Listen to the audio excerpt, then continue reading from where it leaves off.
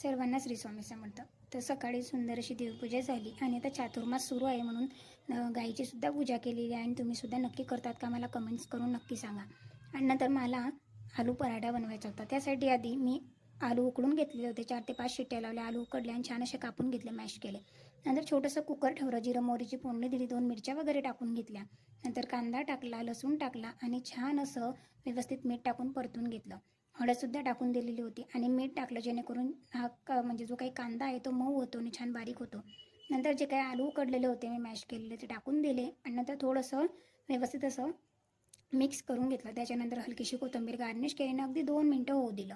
लगेचच साईडला कणिक वगैरे भिजवली. तोपर्यंत आलूची भाजी छान अशी थंडी झाली. नंतर त्याचा गोळा बनवला आणि छान अशी पोळीमध्ये भरून घेतली.